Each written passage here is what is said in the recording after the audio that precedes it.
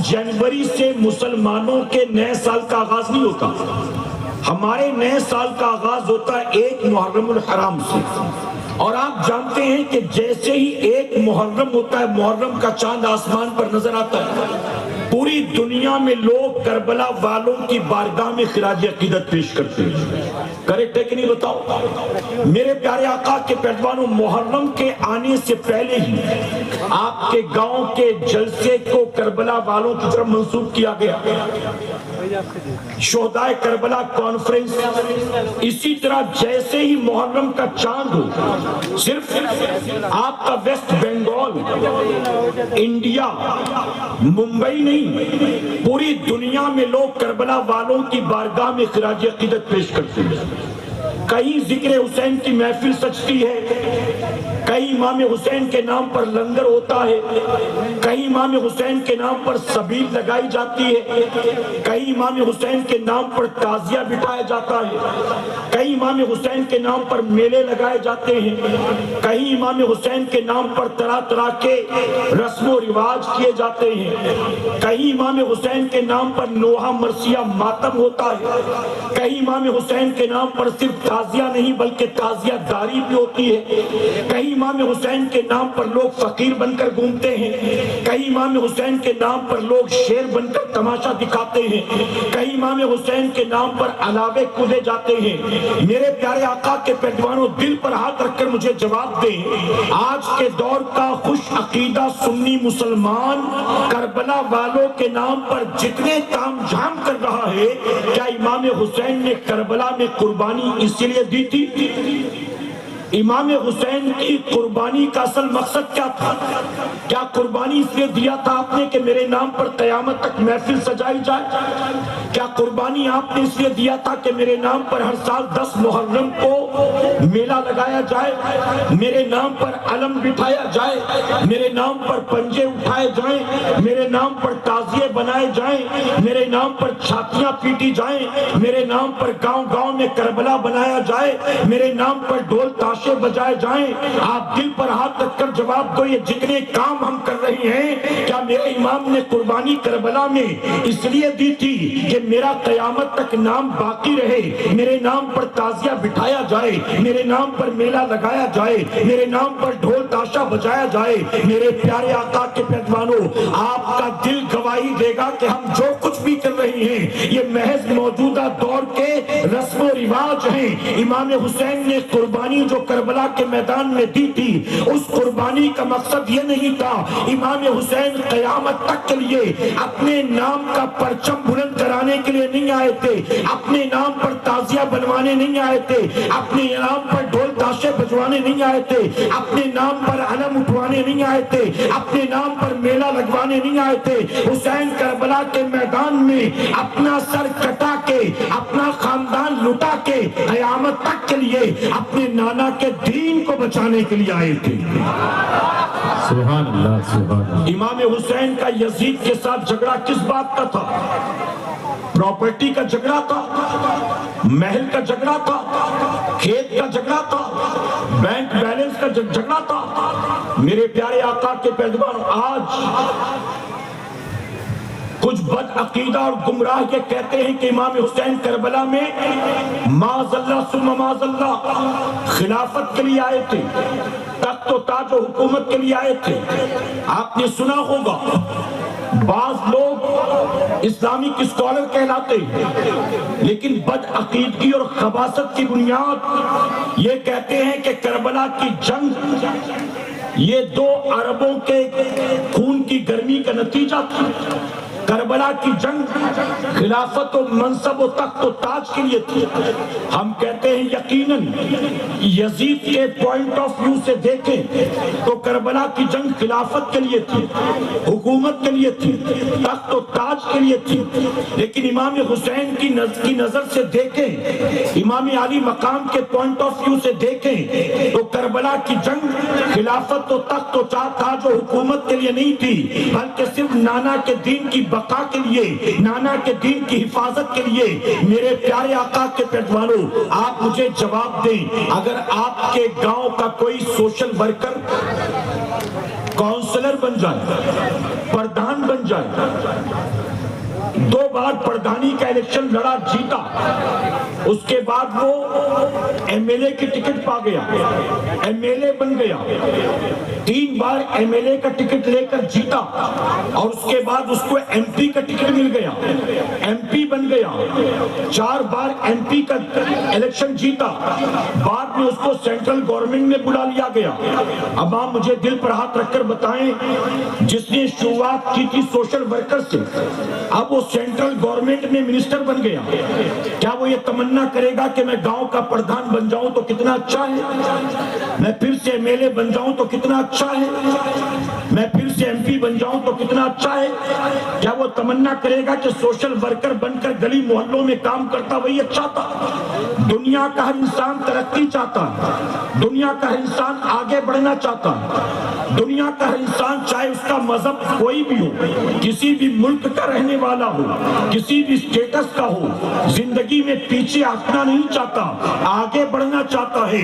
Yazid के लिए तख्त और ताज और खिलाफत बहुत बड़ी चीज थी, लेकिन इमाम अली मकाम के लिए ये दुनिया की हुकूमत तो तख्त और ताज कोई मायने नहीं रखता था। उसकी वजह के यजीद जबरन तख्त और ताज पर मालिक बनकर बैठा था और इमाम हुसैन के नजदीक ये दुनिया का तख्त और ताज और खिलाफत कोई मायने नहीं रखता था, क्योंकि इमाम हुसैन तो वो थे कि जिनके नाना ने इमाम हुसैन को दुनिया में जीते जी जन्नती जवानों की सरदारी अता कर दी थी। तो जिसको रसूलुल्लाह ने जन्नती जवानों की सरदारी अता कर दी हो, अरे जो जन्नत का सरदार हो, उसके लिए दुनिया का तख्त और ताज कोई मायने रखता है? मेरे प्यारे आका के पैदवानों, यजीद तख्त और ताज और हुकूमत के लिए आया था, इमाम सिर्फ नाना के दीन की हिफाजत के लिए आए थे। इमाम हुसैन का झगड़ा किस बात का था? तवज्जो है ना आपकी? यजीद सहाबी रसूल का बेटा, हजरत अमीर माविया रज़ियल्लाहु तआला का बेटा होकर भी शराब पीता था। बल्कि तारीख तबरी अल बिदाया वल निहाया उठाकर देखिए, तारीख की किताबें ये बरेलवियों की लिखी किताबें नहीं हैं। ये किताबें उठाकर देखें तो लिखते हैं कि यजीद वो पहला मुसलमान था जिसने चेहरे से दाढ़ी को मुंडाया था। यानी यजीद से पहले दाढ़ी मुंडाने की कोई मुसलमान जुर्रत नहीं करता था। यहूदी मुंडाते थे, ईसाई मुंडाते थे, मुशरिकीन मुंडाते थे, लेकिन यजीद पहला मुसलमान था जिसने चेहरे से दाढ़ी को मुंडाया। यजीद शराबी था, यजीद जुआरी था, यजीद जानी था। यजीद के महल में रात भर ढोल घुंघरू बजा करते थे, नाच गाना होता था। रात भर उसके महल में नाच गाने, शराब और शबाब और कबाब की महफिल सजा करती थी। ये सारी बुराइयां उसके अंदर होने के बावजूद वो चाहता था कि इमाम हुसैन उसकी बैत कर ले, इमाम हुसैन उसके हाथ में हाथ दे दे। मेरे प्यारे आका के पैदवानों, इमाम अली मकाम ने कहा, सहाबी रसूल का बेटा होकर अमीरुल मोमिनीन बनने की तमन्ना रखता और सर चेहरे से दाढ़ी मुंडाता है, नमाज नहीं पढ़ता, शराब का आदी है, जुए का शौकीन है, जिना रोजाना करता है। इसीलिए इमाम उसके मुकाबले में आ गए। यजीद ने कहा, हुसैन हाथ दोगे तो खैर है, हम तुम्हें फला जगह की हुकूमत दे देंगे, हम तुम्हें आजाद कर देंगे, हम कभी तुम्हारे साथ छेड़छाड़ नहीं करेंगे। लेकिन इमाम हुसैन ने कहा, मैं हाथ देने वाला नहीं।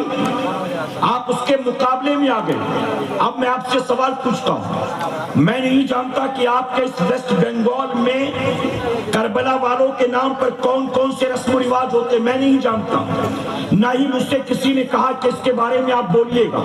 लेकिन मैं एक बात जरूर आपसे पूछना चाहता हूं, आप इमाम हुसैन के नाम पर, शोदाए करबला के नाम पर जो कुछ भी करते हैं, دل پر ہاتھ رکھ کر آپ مجھے بتائیں یزید کے اندر جتنی برائیاں تھیں، جن برائیوں کی وجہ سے امام حسین اس کے مقابلے میں آ گئے، جن برائیوں کی وجہ سے امام حسین نے یزید کی بیعت نہیں کی اور یزید کے ہاتھ پر ہاتھ نہیں دیا، جن برائیوں کی وجہ سے امام حسین نے شہادت کو تو پسند کیا لیکن بیعت کو پسند نہیں کیا، اب اگر آپ کے اندر یزید کی تمام برائیوں میں سے کوئی ایک بھی برائی ہے تو یاد رکھنا کہ 10 محرم کو آپ چھاتیاں نہیں اپنا سر پٹک پٹک کر یا حسین کے نعرے لگاؤ، اپنے آپ کو لہو لہان کر لو، لیکن اس کے باوجود اگر آپ کے اندر کوئی ایسی خصلت ہے جو امام حسین کے دشمن یزید پلید میں تھی تو سر پٹک پٹک کر مر جاؤ گے، آپ کبھی بھی امام حسین کے عاشق نہیں ہو سکتے۔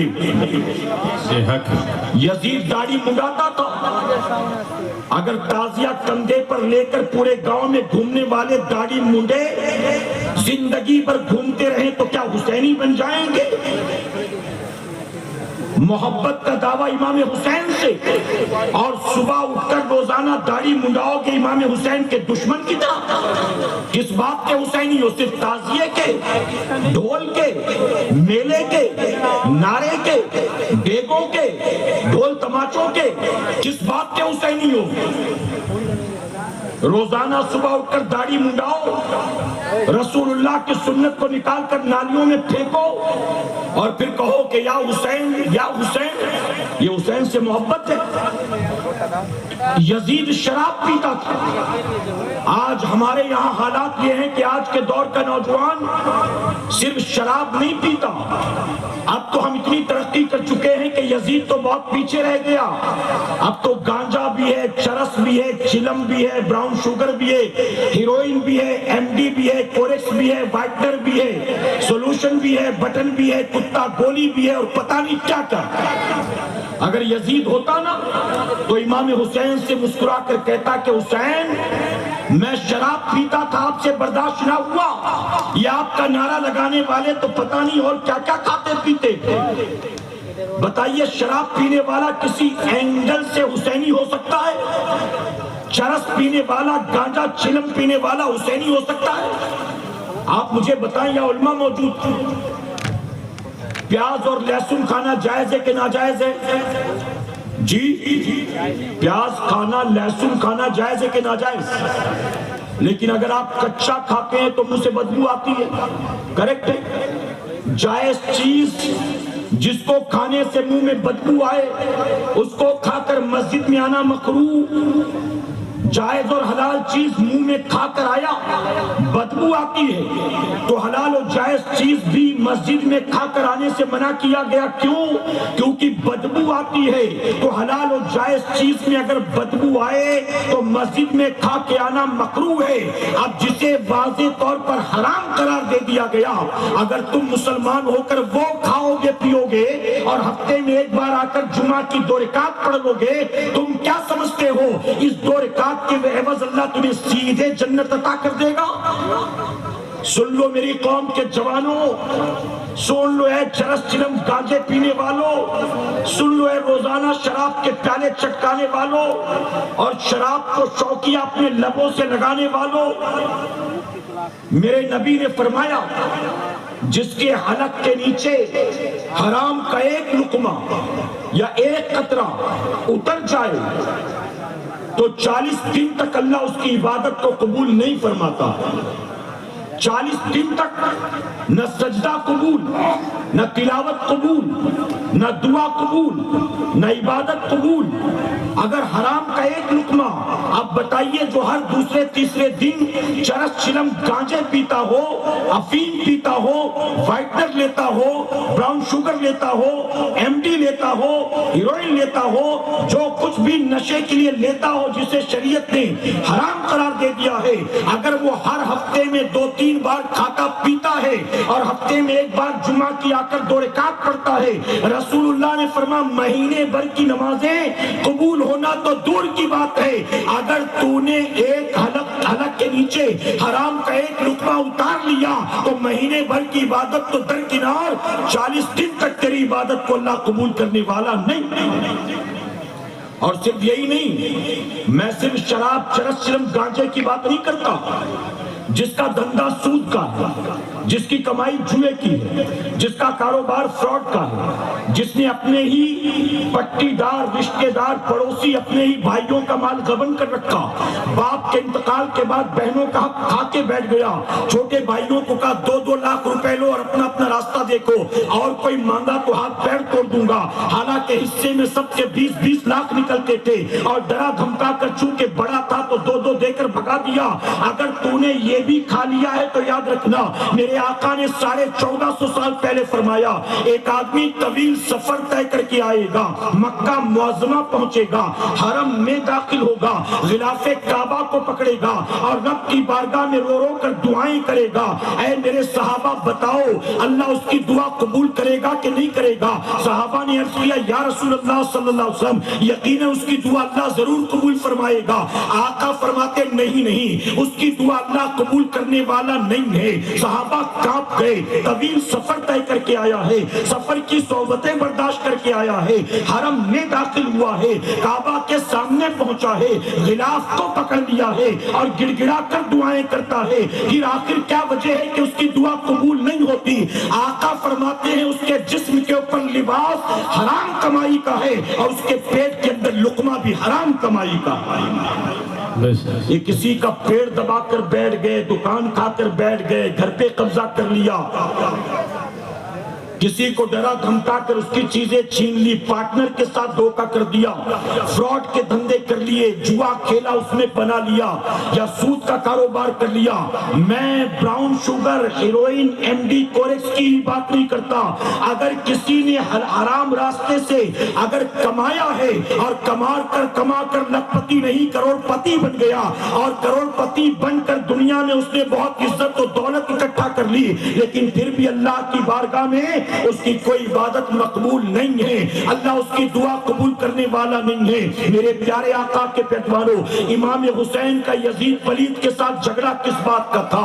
یزید داڑھی منڈاتا تھا، ہم کہیں کہ حسینی ہیں، اپنے آپ کو کہیں کہ ہم تو حسینی ہیں، ابھی سید صاحب آئیں گے تو تب پتہ چلے گا اہل بیت کی محبت کیا ہوتی ہے۔ لوگ دھکا مکی کرتے ہیں، لوگ ٹوٹ پڑتے ہیں، ہم تو سادات کے چاہنے والے ہیں، ہم تو سیدوں سے محبت کرنے والے ہیں۔ میں کہتا ہوں سوائے زبانی جمع خرچ کے، سوائے ریاکاری اور دکھاوے کے یہ کچھ بھی نہیں ہے۔ حقیقت تو یہ ہے، اگر تم واقعی غوث اعظم سے پیار کرتے ہو، اگر تم واقعی امام زین العابدین سے پیار کرتے ہو، اگر تم واقعی ننھی علی اصغر سے پیار کرتے ہو، اگر تم واقعی نوجوان علی اکبر سے پیار کرتے ہو، اگر تم واقعی حضرت عباس علمبردار سے پیار کرتے ہو، اگر تم شہید کربلا امام علی مقام سے پیار کرتے ہو، اگر تم ان کے بابا مولا کائنات سے پیار کرتے ہو، تو محبت صرف زبانی جمع خرچ نہ ہو۔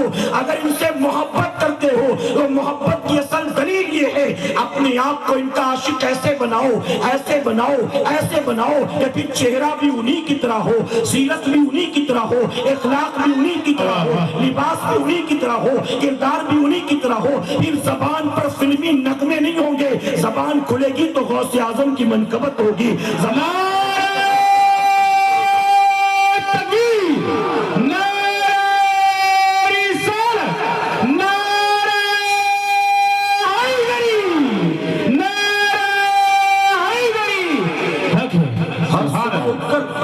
ہر صبح اٹھ کر داڑھی منڈاؤ اور امام حسین کی محبت میں کوئی کمی نہ ہو۔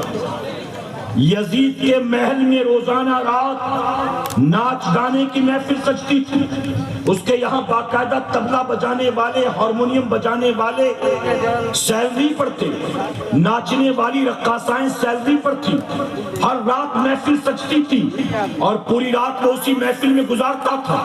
اے میری قوم کے جوانوں، آج بتاؤ ہمارے پاس ڈھول طبلہ بجانے والے تنخواہ پر نہیں ہیں، ہمارے پاس گھر میں آ کر ناچنے کے لیے عورتیں نہیں ہیں، لیکن ہمارے پاس یہ موبائل فون ہے نا۔ یزید جو پیسے خرچ کر کے محل کے بند کمرے میں کر رہا تھا، آج ہم وہی وائی فائی اور ڈیٹا کے ذریعے اپنے موبائل سے کر رہے ہیں۔ ارے یزید کے یہاں ایک رات ناچنے کے لیے ایک آتی تھی، دوسری رات دوسری آتی تھی، ڈھول طبلے ہارمونیم والے تو روزانہ وہی ہوتے تھے۔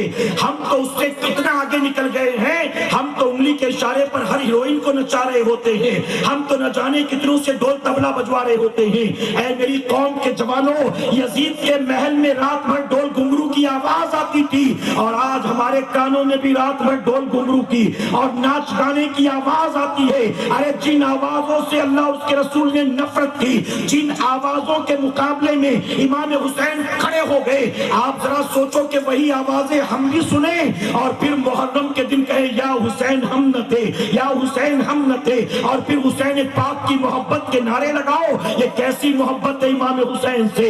اے سرکار مدینہ کے پیروانوں، اگر امام حسین سے محبت ہے، یہ تعزیہ محبت کی علامت نہیں ہے، یہ تعزیہ داری محبت کی علامت نہیں ہے، علم کا بٹھا لینا محبت حسین کی علامت نہیں ہے، نعرہ لگا لینا محبت حسین کی علامت نہیں ہے، صرف اور صرف نظر و نیاز کا اہتمام کر لینا امام حسین کی محبت کی علامت نہیں ہے۔ اگر واقعی اہل بیت سے پیار ہے، کربلا والوں سے پیار ہے، آج اس شہدائے کربلا کانفرنس سے اٹھنے سے پہلے طے کر لینا، آج کے بعد میری زندگی یزید کے نقش قدم پر نہیں چلے گی، اب جیوں گا تو حسین کی طرح اور مروں گا تو غلام حسین کی طرح۔ سبحان اللہ۔ میرے پیارے آقا کے پیروانوں، 10 محرم کی تاریخ تھی، صبح سے یزیدیوں نے جنگ کا آغاز کیا، توجہ ہے نا آپ کی؟ 10 محرم کی تاریخ تھی، اہل بیت اطہار ان کے رفقا 3 دن سے بھوکے پیاسے تھے، یزید کی طرف سے بہت پیشکش کی گئی، سمجھایا گیا، بہلایا پھسلایا گیا، ڈرایا دھمکایا گیا، لیکن امام حسین نے کہا کسی بھی حالت میں ایک فاسق و فاجر کے ہاتھ پر میں ہاتھ نہیں دیتا، کسی بھی صورت میں یزید کی بیعت نہیں کرتا۔ آخرکار 10 محرم کو صبح سے جنگ کا آغاز ہوا، ایک ایک کر کے امام عالی مقام کے رفقا شہید ہوتے رہے۔ 10 محرم کی تاریخ کی جمعہ کا دن تھا، جو کربلا میں نہیں تھے وہ جمعہ کی نماز کی تیاری کر رہے تھے۔ امام حسین نے اپنے ایک ساتھی کو بلایا اور کہا جاؤ یزیدیوں سے کہو تھوڑی دیر کے لیے جنگ روک دو، ہمیں ظہر کی نماز ادا کر لینے دو، بس نماز پڑھ لیں اس کے بعد کنٹینیو کرنا۔ مسافر تھے، اگر ظہر کی نماز کی مہلت مل بھی جاتی تو 2 رکعت فرض پڑھنا تھا۔ آپ کا قاصد گیا، جب جا کر اس نے یزیدیوں سے بات کی تو جانتے انہوں نے کیا کہا؟ انہوں نے کہا حسین کو جان بچانے کا بڑا اچھا بہانہ سوچا تھا، حسین یہ سوچتے ہیں کہ نماز کے نام پر ہم جنگ کو روک دیں گے، جاؤ جا کر حسین سے کہو نماز پڑھنے کا اتنا شوق ہے تو پڑھو، ہم روکنے والے نہیں، لیکن شرط یہ ہے کہ پہلے یزید کی بیعت کرو، یزید کی بیعت کر لو گے ہم نماز پڑھنے دیں گے، یزید کی بیعت نہیں کی ہم مروت نہیں کریں گے، سجدے میں سر کاٹ دیں گے۔ یہ کون کہہ رہا تھا؟ یہ وہ کہہ رہے تھے جو خود بھی مسلمان سمجھے جاتے تھے، یہ خود بھی مسلمان بنے ہوئے تھے۔ امام حسین کا قاصد آیا، آ کر کہنے لگا کہ وہ مہلت دینے کو تیار نہیں، بلکہ وہ تو دھمکی دیتے ہیں کہ اگر آپ کو نماز پڑھنا ہے تو پہلے بیعت کرو، اگر بیعت کیے بغیر آپ نے نماز شروع کر دی تو کہتے ہیں کہ نماز کی حالت میں گردن کاٹ دیں گے۔ توجہ ہے نا آپ کی؟ آپ جانتے میرے امام نے کیا جواب دیا؟ 22,000 خون کی پیاسی ننگی تلواریں سر پر لہرا رہی تھی اور ساتھ ہی دھمکی بھی مل گئی تھی کہ اگر آپ نے بارش شاید شروع ہو گئی ہے، تھوڑا اندر کی طرف آ جائیے، آپ کو اطمینان کے ساتھ اندر کی طرف آ جائیے۔ دیکھیے یہ جو ٹینٹ بنایا گیا ہے اس میں آرام سے بیٹھ سکتے ہیں سب۔ آپ میرا بھیتر ہے پرویش کرو،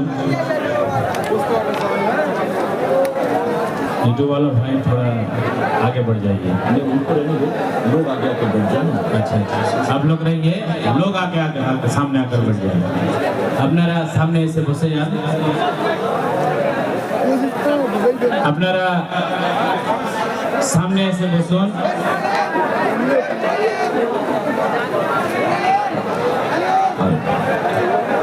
اچھا فوراً، اچھا جو لوگ یہیں پر بیٹھے تھے وہ کیوں اٹھ رہے ہیں؟ وہ بیٹھ جائیں نا، جو باہر سے آنے والے ہیں، یعنی جو باہر بیٹھے تھے پنڈال کے، ان کو اندر لے لو.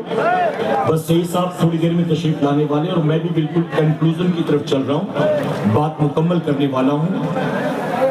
دیکھیں کوئی مجھے تو بارش کی بوندیں نظر نہیں آ رہی ہیں، بارش ہو رہی ہے لیکن کوئی اتنی زیادہ بھی نہیں ہو رہی ہے، ٹھیک ہے کہ پریشان ہونا پڑے. بچے اور بزرگ حضرات جو ہیں وہ اندر کی طرف آ جائیں. اگر جوان بھیگ بھی جائے تو کوئی مسئلہ نہیں نا، اپنے پیٹ کے لیے تو کئی بار بھیگے ہوں گے نا، اپنے پیٹ کے لیے، روزی روٹی کے لیے تو کئی بار بھیگے ہوں گے. کہیں نکل گئے راستے میں اور بارش شروع ہو گئی، چھپنے کی کوئی جگہ نہیں تھی تو کیا کرتے تھے؟ گھر تو واپس نہیں آتے تھے نا، پھر تو بھیگ ہی جاتے تھے. کوئی بات نہیں، آج اگر بھیگ بھی جاؤ گے تو آپ کا یہ بھیگنا بھی میرا مولا دیکھ رہا ہے. آپ کا یہ بھیگنا بھی پیٹ کے لیے نہیں ہے، رب رسول کی رضا کے لیے. اور میرے نبی فرماتے جو علم کی طلب میں اپنے گھر سے چلا اور اس کے پیر گرد آلود ہوئے، یعنی پاؤں میں دھول مٹی لگ گئی، آقا فرماتے اللہ ان پیروں کو جہنم سے آزاد فرما دیتا. تو اگر ذکر کی محفل کی طرف چلے، پیر میں دھول مٹی لگ گئی تو ان پیروں کو جہنم سے آزاد. اللہ کے خزانے میں کوئی کمی نہیں ہے. آج شہدائے کربلا کے نام پر اگر آپ پر بارش کے چند چھینٹے پڑ بھی گئے، یہ بارش آپ کو انشاءاللہ محشر کی پیاس سے بچا لے گی. یہ بارش آپ کو محشر کی گرمی سے بچا لے گی. یہ بارش آپ کو قبر کی گرمی سے بچا لے گی انشاءاللہ. تو تھوڑی سی بارش کے قطرے پڑ بھی جائیں تو کوئی مسئلہ نہیں، ٹھیک ہے، اجازت ہے آپ کی. جو بزرگ حضرات ہیں جن کے بیمار ہو جانے کا اندیشہ ہے، بچے ہیں، وہ اندر کی طرف بیٹھ جائیں. نوجوان باہر چلے جائیں گے تو بھی کوئی مسئلہ نہیں ہے. اور شاید سب بیٹھ بھی گئے تو شاید بارش شروع بھی گئی ہے. اللہ سب کو جزائے خیر عطا فرمائے. ایک بار درود شریف پڑھ لیں آپ. اللہم صلی علی محمد وآلہ الف الف مرہ. میرے پیارے آقا علیہ الصلوۃ والتسلیم کے پیدوانوں میں عرض کر رہا تھا کہ امام حسین کے قاصد نے آ کر کہا کہ وہ ماننے کو تیار نہیں، بلکہ وہ دھمکی دے رہے ہیں. وہ کہہ رہے ہیں کہ اگر نماز پڑھنا ہے تو پہلے یزید کی بیعت کرو اور پھر نماز پڑھو. اگر بنا بیعت کے تم نے نماز شروع کر دی تو ہم مروت نہیں کریں گے، ہم سجدے میں سر کاٹ دیں گے. تو جانتے ہو امام حسین نے یہ نہیں کہا عذر ہے، اللہ دیکھ رہا ہے، جان پر بن آئی ہے، اللہ معاف کرنے والا ہے، چلو جان بچا لیں، نماز بعد میں قضا کر لیں گے. امام جانتے تھے اگر قضا کر دوں گا تو قیامت تک جب بھی کربلا کا ذکر کیا جائے گا تو ہر کہنے والا یہی کہے گا کہ حسین نے نماز قضا کر دی تھی، حسین نے نماز قضا کر دی تھی. اس لیے امام نے قیامت تک کے لیے مثال قائم کر دی. آپ نے نماز کو قضا نہیں فرمایا، آپ نے کہا جاؤ جا کر یزیدیوں سے کہہ دو کہ مجھے دھمکیاں دینا بند کر دے. اگر وہ کہتے ہیں کہ نماز پڑھنے کے لیے یزید کی بیعت کرنی ہوگی تو جاؤ کہہ دو کہ میں یزید کی بیعت کرنے کے لیے نہ کل تیار تھا اور نہ آج تیار ہوں. اور ان سے کہہ دو کہ اگر وہ سجدے میں سر کاٹنے پر آمادہ ہے تو حسین بھی سجدے میں اپنا سر کٹانے پر آمادہ ہے. سبحان اللہ سبحان. امام نے کہا سر کٹتا ہو تو کٹے لیکن نماز قضا نہیں ہوگی. ہم حسینی ہیں، برا مت مانیے گا. جب 10 محرم کو یہ ڈھونگ دھتورے کرتے ہو نا تو اس دن فجر پڑھی ہوتی ہے آپ نے، ظہر پڑھی ہوتی ہے آپ نے، عصر مغرب عشاء پڑھتے ہو آپ، میلہ تو لگاتے ہو حسین کے نام پر، ڈھول بھی، تماشا بھی، کھلونے بھی، مرد عورت کی غلط مرد، بے حیائی، بے پردگی بھی، یہ سب کچھ کرتے ہو جس کا کربلا سے کوئی تعلق نہیں ہے. اور امام حسین کربلا میں سجدے کی حالت میں اپنے سر کو کٹا رہے ہیں. ہر تاریخ نگار یہی لکھتا ہے، ہر سیرت لکھنے والا یہی لکھتا ہے، ہر خطیب اپنی تقریر میں یہی کہتا ہے. اس روایت میں کہیں کوئی اختلاف نہیں ہے. میرے امام 3 دن کے بھوکے پیاسے تھے، حالت سجدہ میں آپ نے سر کو کٹایا ہے. اپنے خیمے میں نہیں، اپنے گھوڑے کی پشت پر نہیں، اپنے گھر کے دسترخوان پر نہیں، بلکہ سجدے کی حالت میں. اور امام نے سجدے میں سر کٹا کے بتا دیا اے قیامت تک آنے والے میرے نانا کے امتیوں، اپنی آنکھوں سے دیکھ لو، حسین کو بیٹا بھی پیارا ہے، بھائی بھی پیارا ہے، شہر بانو بھی پیاری ہے، حسین کو بیٹی سکینہ بھی پیاری ہے، حسین کو اپنا گھر بار بھی پیارا ہے، حسین کو اپنی زندگی اور مدینہ بھی پیارا ہے. لیکن اے میرے نانا کے امتیوں دیکھ لو، حسین کو اگرچہ سب چیزوں سے پیار ہے لیکن سجدے میں سر کٹا کر امام نے بتایا حسین کو سب سے زیادہ نانا کی آنکھوں کی ٹھنڈک نماز سے پیار ہے۔ سبحان اللہ سبحان اللہ سبحان اللہ۔ امام حسین 22,000 تلواروں کے سائے میں جان کو داؤں پر لگا کر نماز ادا کرے۔ حسین 22,000 تلواروں میں نماز پڑھے اور ہم 4 یاروں میں ہوتے ہیں تو نماز بھول جاتے ہیں، کاروبار میں ہوتے ہیں تو نماز بھول جاتے ہیں، شادی بیاہ میں ہوتے ہیں تو نماز بھول جاتے ہیں۔ میرے پیارے آقا کے پیروانوں، اگر واقعی امام حسین سے 100% نہیں 10% بھی پیار کرتے ہو، آج شہید کربلا کانفرنس سے یہ تحفہ لیتے ہوئے جانا، اے امام سجدے میں آپ نے سر کو کٹایا تھا، آپ کی شہادت والا مہینہ قریب ہے اور اس ماہ محرم کے آنے سے پہلے ہم تمام وعدہ کرتے ہیں ہم محض زبانی جمع خرچ والے سنی نہیں بنیں گے، ہم صرف یزید کے نقش قدم پر چلنے والے حسینی نہیں بنیں گے۔ اے امام ہمیں آپ سے محبت ہے، آپ کے نانا سے محبت ہے، اب دنیا ادھر کی ادھر ہو جائے ہم جان بوجھ کر ایک وقت کی نماز کو قضا نہیں کریں گے، آپ یہ طے کر کے جائیں گے اور آج یہاں سے تحفہ لے کر جائیں گے کہ انشاءاللہ۔ انشاءاللہ ہماری مائیں بہنیں بھی سن لیں۔ اچھا بارش تیز ہوگی تو تھوڑا اندر اور گنجائش ہو تو آ جائیں آپ، یہ جو کیمرے لگے ہیں اس کے آگے آ کر بیٹھ جائیں آپ، میں آپ کو بھلے نظر نہ ہو کوئی بات نہیں، جب سید صاحب آئیں گے تو کرسی آگے کر دی جائے گی تاکہ آگے والے بھی دیکھ سکیں، تو تھوڑی سی محنت برداشت کر لیں آپ، یقیناً اللہ آپ سب کو اس کا اجر عطا فرمائے گا، اور یہ آپ کا مشقت برداشت کرنا بھی یقیناً امام حسین کے نام پر ہے، ٹھیک ہے میرے پیارے آقا کے پیروانوں۔ اب مجھے آواز بھی آنے لگی بارش کی اور بوندیں بھی دکھائی دے رہی ہیں، تو شاید تیز ہو گئی ہے، اندر کی طرف آ کر بیٹھ جائیں، ایک بار درود شریف پڑھ لیں آپ۔ اللہم صلی اللہ اللہم صلی اللہ علیہ وسلم۔ میرے پیارے آقا علیہ الصلوۃ والتسلیم کے پیروانوں، اب اپنی ماؤں بہنوں اور بچیوں کے لیے ایک بات عرض کرتا ہوں، کربلا کی بات چل رہی تھی نا، تو وہ بھی ایک مثال، ان کے لیے بھی ایک مثال اور ان کے لیے بھی ایک تحفہ، وہ بھی اپنے ساتھ لیتے جائیں۔ ایک بار اور درود شریف پڑھ لیں آپ، صلی اللہ علیہ نبی الامی وآلہ صلی اللہ علیہ وسلم، صلاۃ و سلام علیک یا رسول اللہ صلی اللہ علیہ وسلم۔ آپ نے 2 بار درود شریف پڑھا، تاک عدد اللہ کو بہت پسند ہے، یعنی آڈ نمبرز، تو 3 ہو جائے تاک عدد ہو جائے، اس لیے ایک بار اور درود شریف پڑھ لیں، اللہم صلی علی محمد وآلہ الف الف مرتبہ۔ میرے پیارے آقا علیہ الصلوۃ والتسلیم کے پیروانوں، کربلا میں اہل بیت کے جو آخری چشم و چراغ بچے تھے، ان کا نام آپ جانتے ہیں، کیا نام تھا ان کا؟ جی دیکھیں اب یہاں وہاں دیکھ رہے ہیں، آپ کی توجہ یہاں نہیں ہے۔ کربلا میں جو اہل بیت کے آخری چشم و چراغ بچے تھے، یہ جو ابھی ہمارے سید صاحب آنے والے ہیں نا، یہ انہی کی اولاد میں سے آخری چشم و چراغ جو بچ گئے تھے، امام زین العابدین۔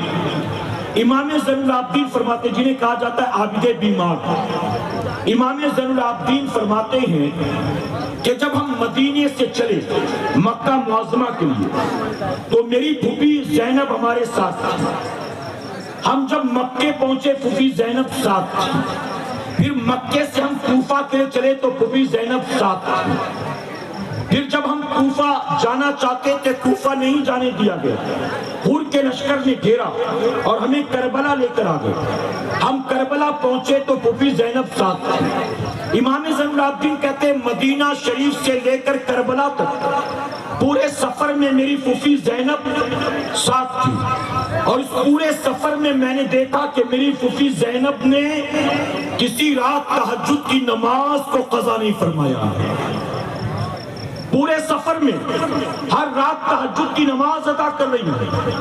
آپ بھی سنیں، گھر کی عورتوں تک پیغام پہنچائیں، اور جو مائیں بہنیں بچیاں بیٹھی ہیں وہ بھی سن لیں۔ امام زین العابدین کہتے پورے سفر میں میری پھوپھی زینب نے کبھی تہجد کو قضا نہیں کیا۔ ہم کربلا آ گئے، کربلا میں مکان نہیں تھا، خیمہ تھا، زمین ریت کی تھی، بستر نہیں تھا، کھانے پینے کا تھوڑا سا سامان تھا، کوئی بہت کھانے پینے کا سامان اور انتظام بھی نہیں تھا۔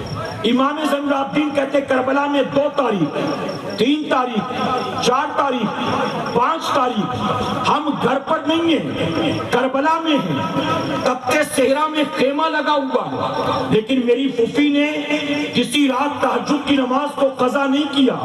7 تاریخ کو یزیدیوں نے پانی بند کر دیا، 8 تاریخ ہوئی تو پانی ختم، کھانے کی چیزیں ختم، 9 تاریخ آئی تو کربلا کے میدان میں اہل بیت کے چھوٹے چھوٹے بچے بھوکے پیاسے تھے۔ امام زین العابدین کہتے پانی تو بند ہو گیا لیکن پھوپھی کی تہجد بند نہیں ہوئی، میری پھوپھی کی تہجد بند نہیں ہوئی۔ پھر کہتے 10 تاریخ کو صبح سے جنگ کا آغاز ہوا، یہاں تک کہ دوپہر ہوتے ہوتے تمام ہمارے جو رفقا تھے، اہل بیت تھے، یزیدیوں نے سب کو شہید کر دیا۔ یہ جو شہید کیے گئے ان میں کوئی میری پھوپھی کا بھائی تھا، کوئی بھتیجا تھا، کوئی بھانجا تھا۔ یہ جو 72 لوگ شہید کیے گئے ان میں حضرت زینب کے 2 بیٹے بھی تھے، عون و محمد جن کا نام تھا، ایک کی عمر 7 سال، ایک کی 11 سال آتی ہے۔ یہ 2 بیٹے حضرت زینب کے تھے۔ امام زین العابدین کہتے ہیں کہ رات کا وقت تھا، 10 محرم کو ہمارا پورا خیمہ لوٹ لیا گیا، اہل بیت کو شہید کر دیا گیا۔ 10 محرم کا دن گزرا، جب سورج ڈوبا مغرب کے بعد 11 کی رات آتی ہے۔ امام زین العابدین کہتے ہیں 11 تاریخ تھی اور یہ 11 تاریخ اہل بیت کے لیے کربلا میں کوئی قیامت سے کم تاریخ نہیں تھی۔ ہم بھرا پورا کنبہ لے کر نکلے تھے، سب کچھ لٹ چکا تھا، ہمارے خیمے کے چاروں طرف ہمارے اپنوں کی لاشیں بکھری پڑی تھی۔ امام زین العابدین کہتے ہیں رات کے وقت جب میں نے یہ دیکھا تو میں دیکھ کر حیران رہ گیا۔ رات کی تاریکی میں میری پھوپھی زینب نے خیمے کا پردہ ہٹایا ہے، خیمے سے باہر نکل کر آتی ہے، چاروں طرف جو لاشیں بکھری ہوئی تھی، میری پھوپھی نے ایک نظر چاروں طرف بکھری لاشوں کو دیکھا۔ امام زین العابدین کہتے کسی کا سر تن سے جدا تھا، کسی کے ہاتھ پیر بھی جدا کر دیے گئے تھے، کسی کا چہرہ پہچاننے میں نہیں آتا تھا، کسی کے جسم کو گھوڑے کی ٹاپوں سے روندا گیا تھا۔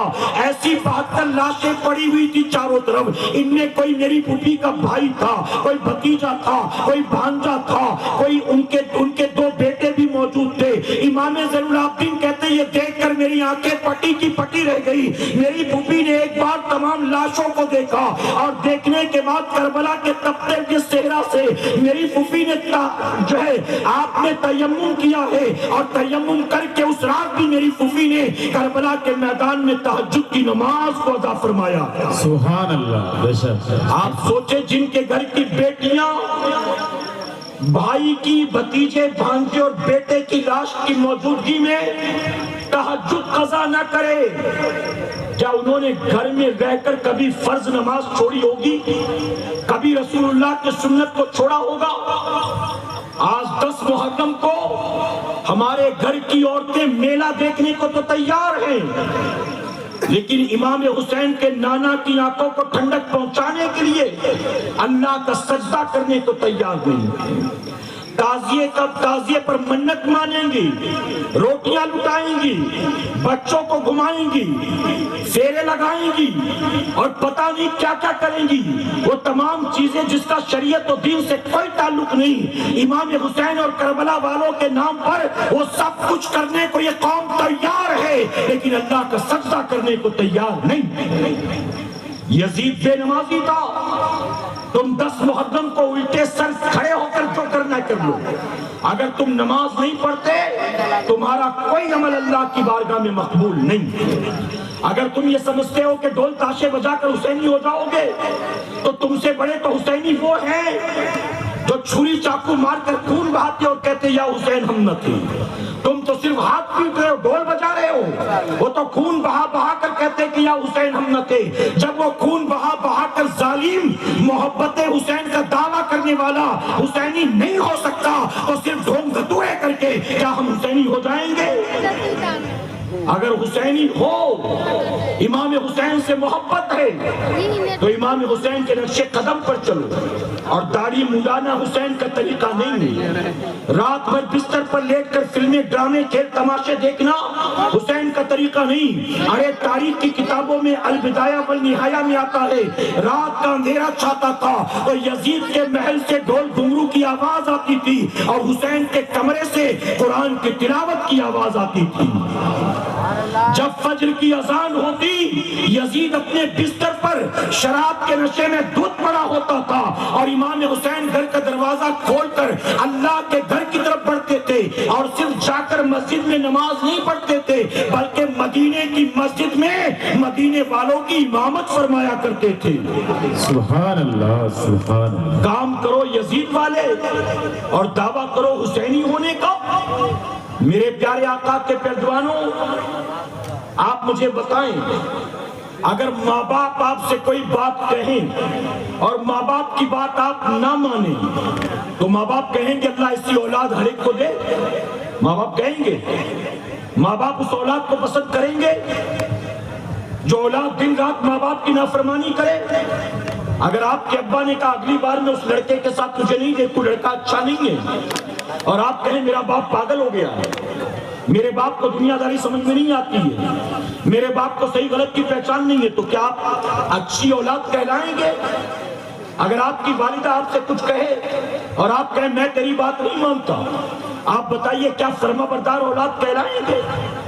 امام حسین نے نماز کی حفاظت کے لیے، امام حسین نے قرآن کی حفاظت کے لیے، امام حسین نے دین کی حفاظت کے لیے سب کچھ لٹا دیا، اور ہم حسینی امام حسین کی قربانی کی وجہ سے دین صحیح سلامت ہم تک پہنچا، اور جب دین ہم تک پہنچا تو ہم صرف زبانی جمع خرچ والے حسینی بنے رہے، امام حسین کے نقش قدم پر چلنے کی کوشش نہیں کی.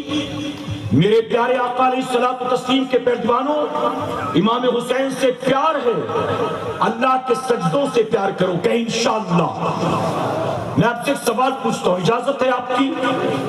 میں جانتا ہوں آپ بے چینی کے ساتھ سید صاحب کا انتظار کر رہے ہیں، حالانکہ سید صاحب کو اب تک آ جانا تھا کیونکہ انہیں نکلنا بھی تھوڑا جلدی ہے، لیکن انتظامیہ والے لے کر نہیں آئے. کوئی مسئلہ نہیں، کچھ ریزن ہوگا، بہرحال آتے ہوں گے. تو اگر آپ کی اجازت ہو تو ایک بات آپ سے پوچھوں میں. جی اجازت ہے؟ آپ اس گاؤں کے ہوں گے، کسی اور گاؤں کے ہوں گے، آپ مجھے بتائیں آپ جمعہ کی نماز پڑھنے کے لیے مسجد میں آئے اور اچانک آپ نے دیکھا کہ مصلی امامت پر جو آدمی آ کر کھڑا ہوا داڑھی بھونڈا آپ کے گاؤں کا شرابی ہے، آپ کے گاؤں کا جواری ہے، آپ اس کے پیچھے نماز پڑھیں گے جمعہ کی؟ جی داڑھی والے ہی نہیں، داڑھی مونڈے بھی اس کے پیچھے نماز نہیں پڑھیں گے. نیک نمازی نہیں، محلے کے شرابی بھی اس کے پیچھے نماز نہیں پڑھیں گے.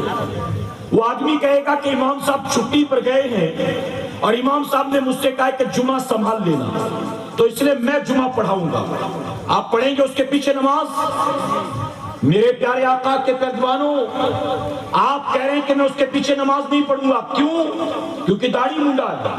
نماز نہیں پڑھوں گا کیوں؟ کیونکہ شراب پیتا ہے. نماز نہیں پڑھوں گا کیوں؟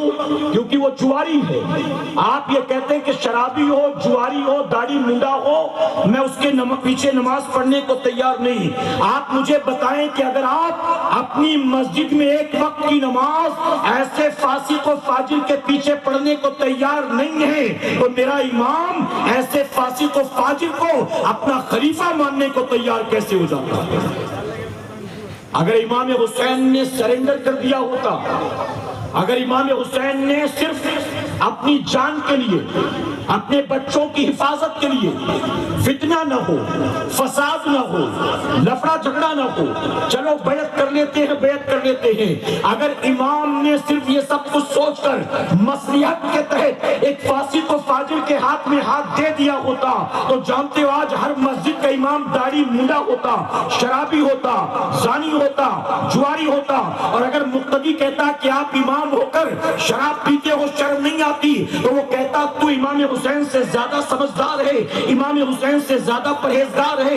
امام حسین نے ایک داڑھی مونڈے شرابی فاسق و فاجر کو امام بھی مانا، خلیفہ بھی مانا، تو تو مجھے اپنا امام کیوں نہیں مانتا؟ تو امام نے اس پہلے داڑھی مونڈے، اس شرابی، زانی اور سود خور کی مخالفت کر کے امام حسین نے قیامت تک کے لیے اس برائی کے دروازے کو بند